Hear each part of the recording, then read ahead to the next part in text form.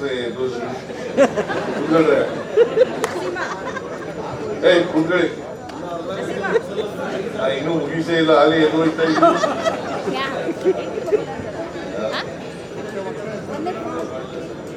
ಊಟ ಊಟ ಊಟ ಆಯ್ತು ಒಂದೇ ನಿಮಿಷ ಕೂತ್ಕೊಳ್ಳೆ ತಮ್ಮ ಯಜಮಾನ ಅಲ್ಲಿ ಒಂದು ಬಾಗ್ಬೇಟ್ ಹಾಲ್ನಲ್ಲಿ ಸುವರ್ಣಸೌಧದ ಬಾಗ್ಬೇಟ್ ಹಾಲ್ನಲ್ಲಿ ಒಂದು ಲಂಚ್ ಅನ್ನ ಏರ್ಪಾಡು ಮಾಡಿದ್ದೀವಿ. ಅಲ್ಲಿ ಲಂಚ್ ಅನ್ನ ಮುಗಿಸ್ಕೊಂಡು ನೇರವಾಗಿ ಸಾರ್ವಜನಿಕ ಸಭೆಗೆ ಹೋಗೋದು. ಬಹುಶಃ ಸಾರ್ವಜನಿಕ ಸಭೆ 1 ಗಂಟೆಗೆ ಪ್ರಾರಂಭ ಆಗ್ತದೆ, 3 ಗಂಟೆಗೆ ಮುಗಿಸ್ಬೇಕು ಅಂತಕ್ಕಂಥದ್ದು ನಮ್ಮ ಅಭಿಪ್ರಾಯ. 12ಕ್ಕೆ ಆಗಲ್ಲಪ್ಪ, 12ಕ್ಕೆ ಆಗಲ್ಲ. 1 ಗಂಟೆಗೆ ಪ್ರಾರಂಭ ಸಾರ್ವಜನಿಕ ಸಭೆ.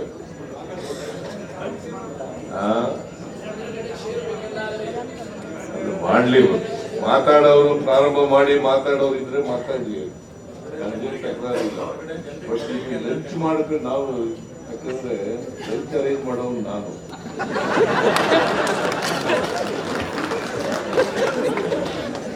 ಲಂಚ್ ಮಾಡಿ ಹೊರಟೋಗ್ಬಿಟ್ರೆ ಏನ್ ಮಾಡೋದು? 12 ಗಂಟೆಗೆ ಏನಂತ ಕರೀತಾರೆ, ಲಂಚು ಬ್ರೇಕ್ಫಾಸ್ಟ್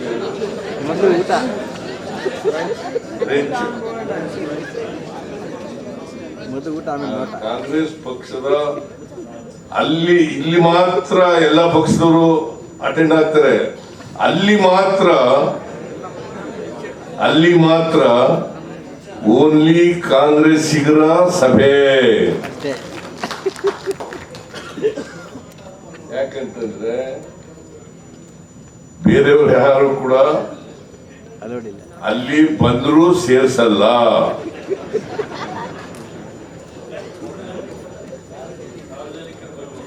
ಸಾರ್ವಜನಿಕರು ಬರ್ಬೋದು. ಬಿಜೆಪಿ ಅಂತ ಗುರುತಿಸ್ಕೊಂಡಿರೋರು ಬರಕ್ಕಾಗಲ್ಲ, JDS ಅಂತ ಗುರುತಿಸ್ಕೊಂಡಿರೋರು ಬರಕ್ಕಾಗಲ್ಲ, ಆದ್ರೆ ಸಾರ್ವಜನಿಕರು ಬರ್ಬೋದು. ಸೊ ಅದು ಒಂದು ಐತಿಹಾಸಿಕ ಸಭೆ ಆಗಬೇಕು.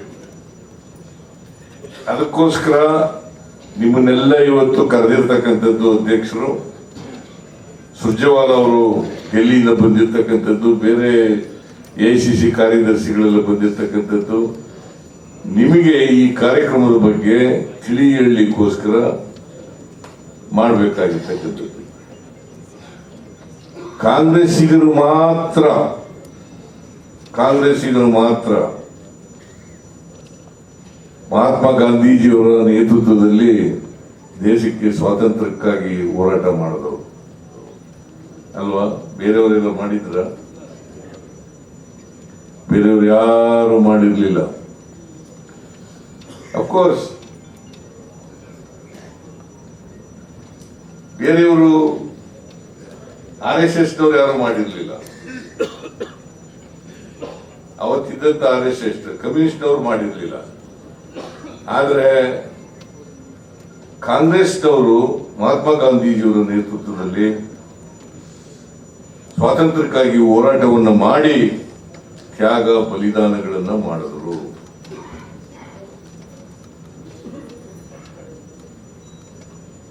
ನಮ್ಮಲ್ಲೂ ಕೂಡ ಈಗ ಸೋನಿಯಾ ಗಾಂಧಿಯವರು ತ್ಯಾಗ ಮಾಡಿದ್ದಾರೆ, ರಾಹುಲ್ ಗಾಂಧಿಯವರು ತ್ಯಾಗ ಮಾಡಿದ್ದಾರೆ.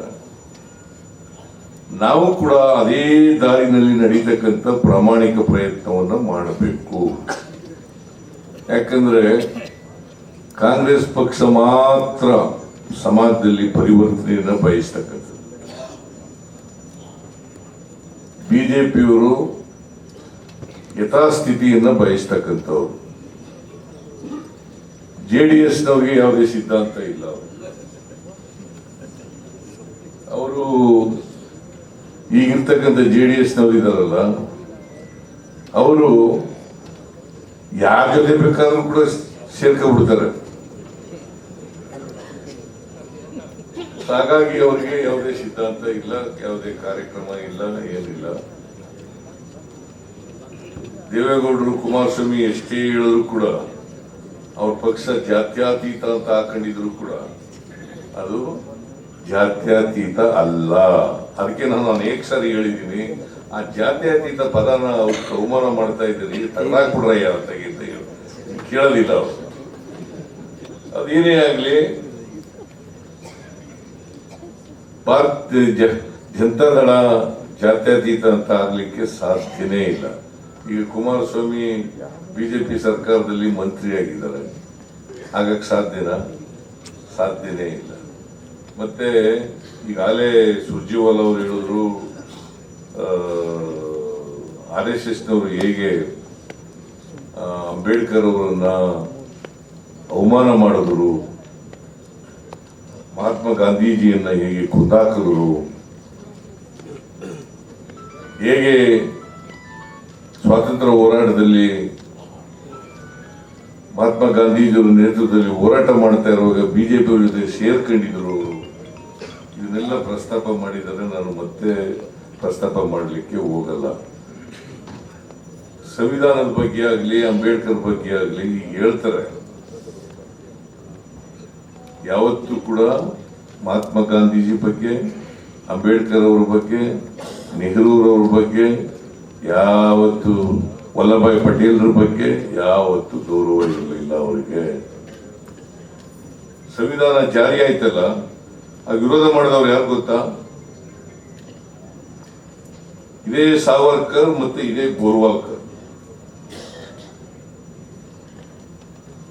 ಅದರಿಂದ ಅವರು ಯಾವತ್ತೂ ಕೂಡ ಸಂವಿಧಾನದ ಬಗ್ಗೆನೂ ಗೌರವ ಇಲ್ಲ, ಅಂಬೇಡ್ಕರ್ ಬಗ್ಗೆನೂ ಗೌರವ ಇಲ್ಲ, ಮಹಾತ್ಮ ಗಾಂಧೀಜಿಯವ್ರ ಬಗ್ಗೆನೂ ಗೌರವ ಇಲ್ಲ, ಕಾಂಗ್ರೆಸ್ನ ಲೀಡರ್ಗಳ ಬಗ್ಗೆನೂ ಕೂಡ ಗೌರವ ಇಲ್ಲ, ಸ್ವಾತಂತ್ರ್ಯ ಹೋರಾಟಗಾರರ ಬಗ್ಗೆನೂ ಕೂಡ ಗೌರವ ಇಲ್ಲ. ಇದನ್ನು ನಾವು ಬಹಳ ಸ್ಪಷ್ಟವಾಗಿ ತಿಳ್ಕೋಬೇಕಾಗ್ತದೆ. ಆದ್ರಿಂದ ಕಾಂಗ್ರೆಸ್ನ ಸಿದ್ಧಾಂತ ಇದೆಯಲ್ಲ, ಅದು ಎಲ್ಲ ಕಾಲಕ್ಕೂ ಕೂಡ ಈ ದೇಶದಲ್ಲಿ ಪ್ರಸ್ತುತವಾಗಿರ್ತಕ್ಕಂಥ ವಿಚಾರ. ಅದನ್ನ ನಮ್ಮ ಕಾರ್ಯಕರ್ತರಿಗೆ ತಿಳಿಸ್ತಕ್ಕಂಥ, ನಮ್ಮ ಮುಖಂಡರಿಗೆ ತಿಳಿಸ್ತಕ್ಕಂಥ, ಅದಕ್ಕೆ ನಾನು ಅನೇಕ ಸಾರಿ ಹೇಳಿದ್ದೀನಿ,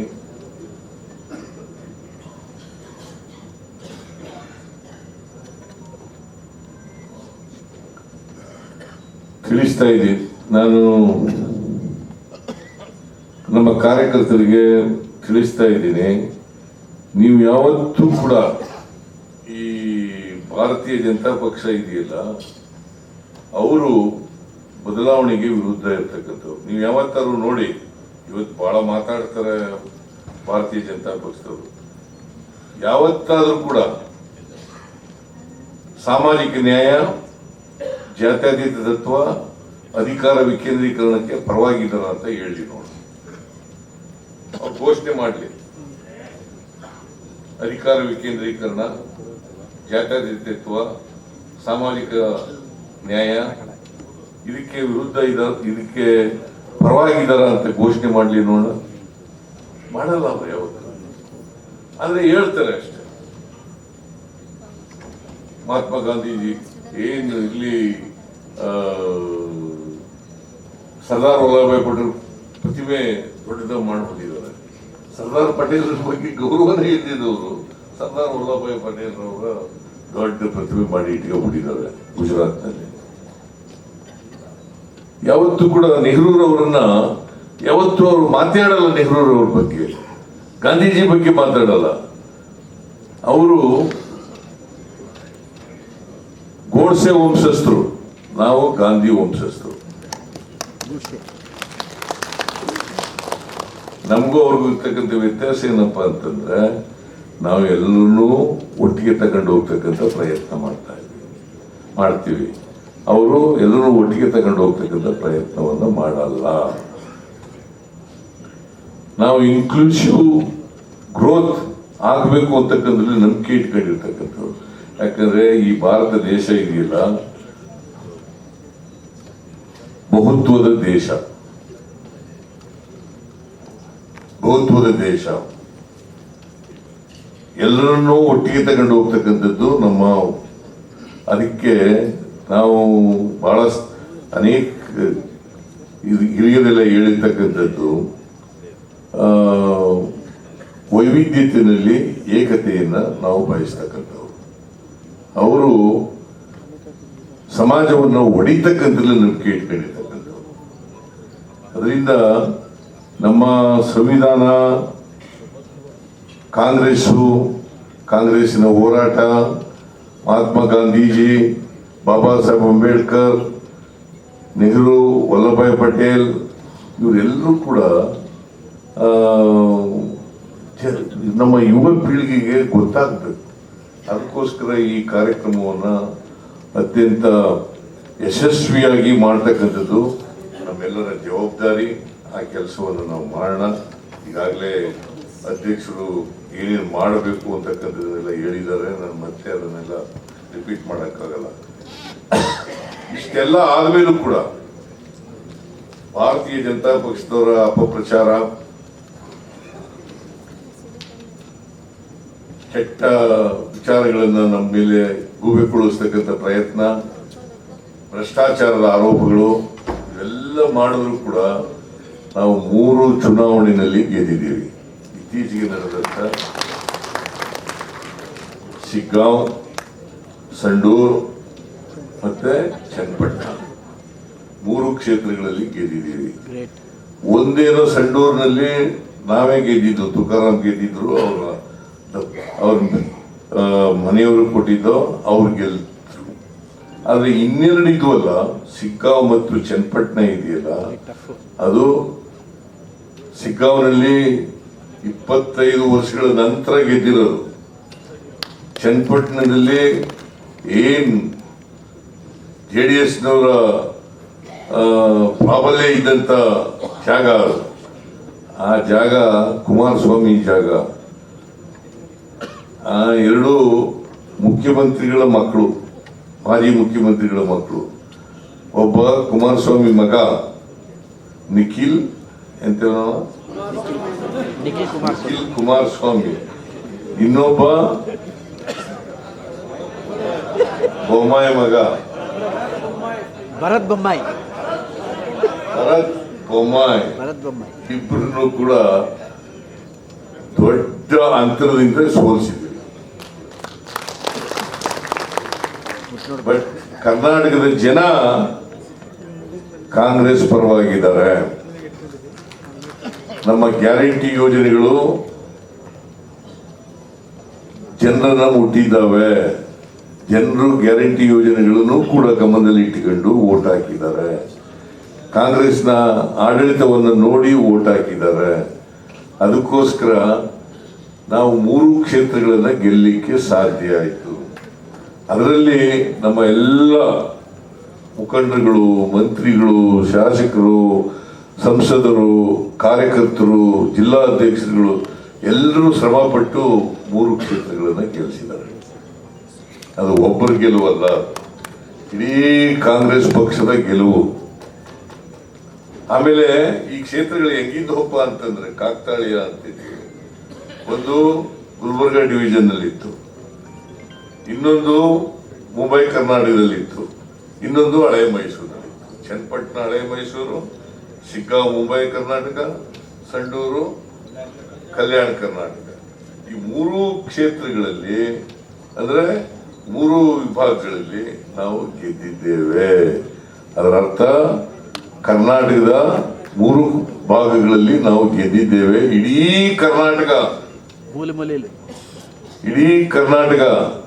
ಕರ್ನಾಟಕದ ಜನತೆ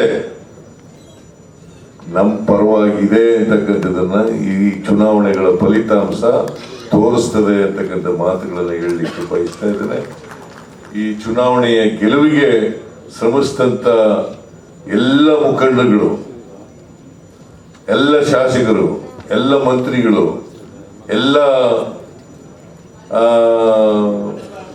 ಕಾರ್ಯಕರ್ತ ಬಂಧುಗಳು, ಅಧ್ಯಕ್ಷರುಗಳು ಎಲ್ರಿಗೂ ಜವಾಬ್ದಾರಿ ಕೊಟ್ಟಿದ್ದು. ಅವರ ಜವಾಬ್ದಾರಿಯನ್ನ ಬಹಳ ಅಚ್ಚುಕಟ್ಟಾಗಿ ನಿರ್ವಹಿಸಿದ್ದಾರೆ. ಅದಕ್ಕೋಸ್ಕರವಾಗಿ ಈ ಚುನಾವಣೆಯಲ್ಲಿ ಶ್ರಮಿಸಿದಂತ ಎಲ್ಲರಿಗೂ ಕೂಡ ನಾನು ಸರ್ಕಾರದ ವತಿಯಿಂದ ಪಕ್ಷದ ವತಿಯಿಂದ ಹೃತ್ಪೂರ್ವಕವಾಗಿ ಧನ್ಯವಾದಗಳನ್ನ ಕೃತಜ್ಞತೆಗಳನ್ನ ಸಲ್ಲಿಸಲಿಕ್ಕೆ ಬಯಸ್ತಾ ಇದ್ದೇನೆ. ಇಷ್ಟನ್ನ ಹೇಳಿ 20ನೇ ತಾರೀಕಿಗೆ ಬಂದ್ಬಿಟ್ರೆ ಒಳ್ಳೇದು. ನೀವೆಲ್ಲ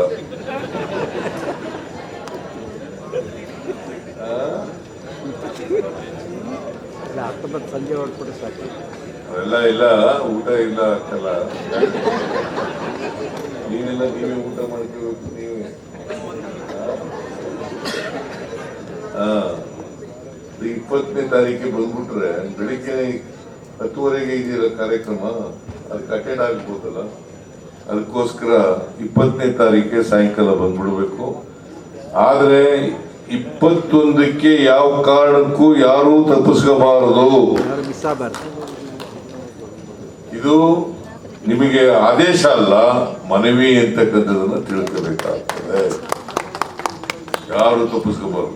ಎಲ್ಲ ಶಾಸಕರು ಇರಬೇಕು, ಎಲ್ಲ ಮಂತ್ರಿಗಳು ಇರಬೇಕು, ಎಲ್ಲ ಮಾಜಿ ಶಾಸಕರು ಇರಬೇಕು, ಎಲ್ಲ ಸಂಸದರು ಇರಬೇಕು. ಆಮೇಲೆ ಬೋರ್ಡು ಕಾರ್ಪೊರೇಷನ್ ಚೇರ್ಮನ್ಗಳು ಕೂಡ ಇರಬೇಕು. ಈಗಾಗಲೇ ಅಧ್ಯಕ್ಷರು ಹೇಳಿದ್ದಾರೆ, ಯಾಕ್ರೆ ದೋಷ ಕುತ್ಕೊಳ್ರೆ, ಕುತ್ಕೊಳ್ಳಿ, ಇನ್ನೂ ಮುಗಿಸೇ ಇಲ್ಲ, ಅಲ್ಲಿ ಎದ್ದು ಹೋಯ್ತಾ ಇದ್ದೀನಿ.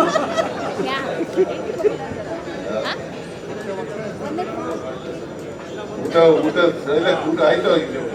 ಒಂದೇ ನಿಮಿಷ ಕೂತ್ಕಡೆ ತಮ್ಮ ಯಜಮಾನ. ಅದರಿಂದ 21ಕ್ಕೆ ನಾನು ಊಟ ಕೊಡ್ತೀನಿ.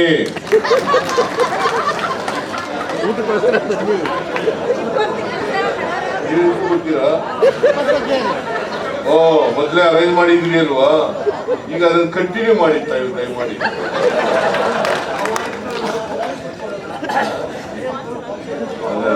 ಮುನಿಯಪ್ಪನವರು ನಾನು ಆಹ್ವಾನಿತರಿಗೆ ಮಾತ್ರ ಕೊಡ್ತೀನಿ. ಮುನಿಯಪ್ಪನವರು ಪಬ್ಲಿಕ್ ಎಲ್ಲ ನಮ್ಮ ಕಾರ್ಯಕರ್ತರಿಗೆಲ್ಲ ಕೊಡ್ತಾರೆ. ಆಹಾರ ಮಂತ್ರಿ ಅಲ್ಲ, ಅದರಿಂದ ಆಹಾರ ಕೊಡ್ತಕ್ಕಂಥ ಕೆಲಸವನ್ನು ಮಾಡ್ತಾರೆ. ದಯಮಾಡಿ ಮತ್ತೊಮ್ಮೆ ಹೇಳ್ತೀನಿ. ಆಮೇಲೆ ಇನ್ನೊಂದು ನಿಮ್ಗೆ ತಿಳಿಸ್ಲಿಕ್ಕೆ ಬಯಸ್ತೇನೆ. ಪರಮೇಶ್ವರ್ ಅವರ ಅಧ್ಯಕ್ಷತೆಯಲ್ಲಿ ಒಂದು ಸಮಿತಿ ಮಾಡಿದ್ದು, ಯಾರು ನಮ್ಮ ಕಾರ್ಯಕರ್ತರನ್ನ ಡೈರೆಕ್ಟರ್ಗಳು ಮಾಡಲಿಕ್ಕೆ, ನಿರ್ದೇಶಕರು ಮಾಡಲಿಕ್ಕೆ ಸಮಿತಿ. ಅವರು ಇತ್ತೀಚೆಗೆ ವರದಿ ಕೊಟ್ಟಿದ್ದಾರೆ. ಕೆಲವೇ ದಿನಗಳಲ್ಲಿ ನಮ್ಮ ಕಾರ್ಯಕರ್ತರನ್ನ ನಿರ್ದೇಶಕರನ್ನಾಗಿ ಮಾಡತಕ್ಕಂಥ ಕೆಲಸವನ್ನು ಮಾಡುತ್ತೇವೆ. ಉಳಿದಿರ್ತಕ್ಕಂಥ ಬೋರ್ಡು ಕಾರ್ಪೊರೇಷನ್ಗಳನ್ನು ಕೂಡ ಚೇರ್ಮನ್ಗಳನ್ನ ಅದನ್ನು ಕೂಡ ಮುಗಿಸ್ತೇವೆ ಅಂತಕ್ಕಂಥ ಮಾತುಗಳನ್ನ ಈ ಸಂದರ್ಭದಲ್ಲಿ ಹೇಳಿ, ಕಾರ್ಯಕರ್ತರೇ ಒಂದು ಪಕ್ಷದ ಶಕ್ತಿ. ಕಾಂಗ್ರೆಸ್ ಒಂದು ಮೂವ್ಮೆಂಟ್, ಕಾಂಗ್ರೆಸ್ ಒಂದು ಮೂವ್ಮೆಂಟ್. ನಾವೆಲ್ಲರೂ ಸೇರಿ ಈ ಮೂವ್ಮೆಂಟ್ ನಲ್ಲಿ ಭಾಗವಹಿಸಿ ಸಮಾಜದಲ್ಲಿ ಸಮಾನತೆಯನ್ನು ತರಲಿಕ್ಕೆ, ಬದಲಾವಣೆಯನ್ನು ತರಲಿಕ್ಕೆ ಪ್ರಯತ್ನ ಮಾಡೋಣ ಅಂತಕ್ಕಂಥ ಮಾತುಗಳನ್ನು ಹೇಳಿ 21ನೇ ತಾರೀಕು ತಪ್ಪಿಸ್ಕೋಬೇಡಿ. ಇದು ಮತ್ತೊಮ್ಮೆ ಹೇಳಿ. ಹೆಚ್ಚಿನ ವಿಡಿಯೋಗಳಿಗೆ ಪ್ರತಿಧ್ವನಿ ಯೂಟ್ಯೂಬ್ ಚಾನೆಲ್ ಸಬ್ಸ್ಕ್ರೈಬ್ ಮಾಡಿ, ಬೆಲ್ ಐಕಾನ್ ಕ್ಲಿಕ್ ಮಾಡಿ.